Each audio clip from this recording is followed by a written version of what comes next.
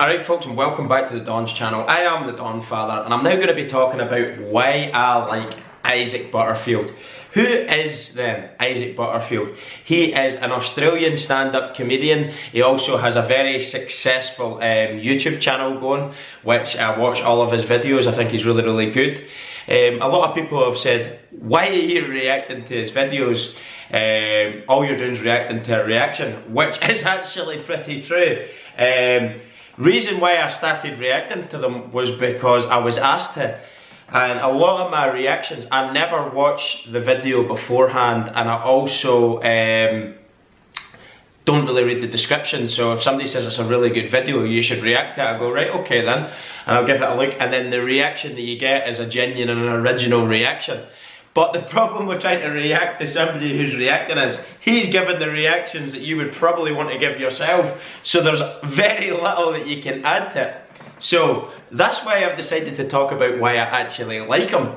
Well, first of all, he's very funny. He's got a good sense of humour, pretty much similar to mine. Calls a spade, points out bullshit when he sees it, which I would pretty much do the same. But to begin with, his story, his father was actually a rugby league player, so he's probably had a pretty privileged enough upbringing, but that doesn't make him less humble. He's a very humble guy. When you watch his videos and you take the messages from the end of the videos, he's always talking for the normal people. So he's probably had a privileged enough upbringing. But that being said, he's actually went through all the early stages playing the small pubs and clubs, learning the craft and the trade of stand-up comedy, and I'm sure he probably met some hostile crowds along the way, people bowing for blood, trying to boo him off stage, getting serious heckles. So he's managed to cope with that and expand on that sort of experience that he's had, and take that with him into, yes, his YouTube career, where I'm sure he gets an awful lot of kind of hate comments, which I've seen him in his documentary talking about, saying nothing that he could read in the comments section would be as bad as when he's had to stand up on a stage and sort of put his show out there and then feel the wrath of the sort of crowd at the time. So he's obviously got broad shoulders and thick skin, and he doesn't take things too seriously. Now this is the point I'm going to get to. What is he? He's a comedian. What do comedians do? They tell fucking jokes. Well, you wouldn't believe this social media world that we live in these days. When somebody puts out sort of comedy onto social media, people cannot take it for what it's meant to be. It's meant to be a joke. 99.9% of the things that are coming out of his mouth, I'm sure, are just for a laugh, just for the bants. And he doesn't mean any offence. Now, of course, people would say, but he goes after vegans, he goes after cyclists, he goes after people like Greta Thunberg. But look, the world is becoming far too politically correct for me. We still need to be able to take the piss out of each other. I wouldn't be opposed to somebody going, shut up, you Scottish fucking kilt wearing, haggis munching, bagpipe blowing, fucking ginger haired, bearded bastard. I wouldn't give a fuck about that. I could laugh that off. We don't take it too seriously. But it seems to be this snowflake culture that we've got globally now. It's not even just in terms of him performing in Australia. He has done a European tour, which unfortunately I missed. I found out he was playing in Belfast the day that he was playing, and I couldn't get the children watch to go and watch him, so I'm really disappointed about that. So I'm looking forward to his next European trip, and rest assured I will be making sure I get a ticket to see him in stand-up. I've seen quite a few. I've seen like local comedy gigs where you've been to the pubs and the clubs. That is the real deal. That is where you're seriously learning the trade. That is where you really earn your money, is at these more intimate, smaller gigs when nobody knows you. Because it's very easy as a sort of well-respected comedian to kind of make an audience who's paid for a ticket to go see you laugh. But when nobody knows you and you're stepping up and you're just putting it all out there, being judged basically, it could go either way for you. So that's where you really, really learn your stuff. So I've went to those sorts of gigs, and I've seen some really big acts as well. One really, really crude person from the past, Roy Chubby Brown, who I thought was absolutely exceptional, to tell you the truth. Again, he's been hit with the PC stuff. He can't fucking perform anymore. Billy Connolly, I've seen Billy Connolly now, and he was getting on a bit at the time, and he was getting sick. I think the Parkinson's has started to take a hold of him, which was really, really sad. But that never made him any less funny. He can take the piss out of his illness himself. Just really, I think, the greatest ever comedian that's ever lived. So, as I say, really disappointed I never seen Isaac, but comedy acts I really, really enjoy, and I would be desperate to see him the next time he comes to Europe. But the reason why I love him is because he's not letting this bullshit PC culture, political correct culture, take him away from being able to joke about all things. Do you know what I mean? And that's what's great about comedians. They're kind of brave as well. They're trailblazers in a way in this modern world we've got. They still have that ability to turn serious stuff into jokes. But with the social media side of it, obviously I'm reacting to his YouTube videos. With the social media side of it, I tend to think people take everything that you do and say on a video form or on a message when you've typed it on social media and take it completely out of context or strew it in such a way that it fits their agenda to the things they want to say. But Isaac, he doesn't give a fuck about this stuff, and I think that's absolutely magnificent. And as I say, you've got the vegans, you've got the feminists, there's ultra feminists who I think are absolutely bonkers. The reason why I see all these groups and all these things when they're fucking feminism, yes, I agree with equal pay for women. I agree that everybody, no matter what the job you're doing, should get paid the same if you're doing the same job as each other, regardless of race, sex, culture, whatever, religion. Doesn't matter to me. If you're doing the same job, you're entitled to the same pay.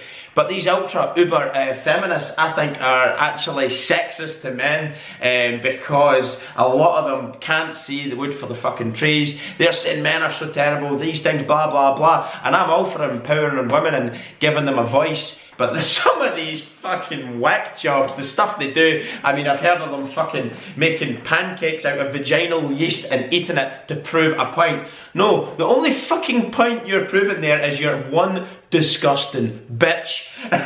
You're a fucking animal. I don't know, you should be brought up in the wilderness. Fucking hell, even animals wouldn't do that shit.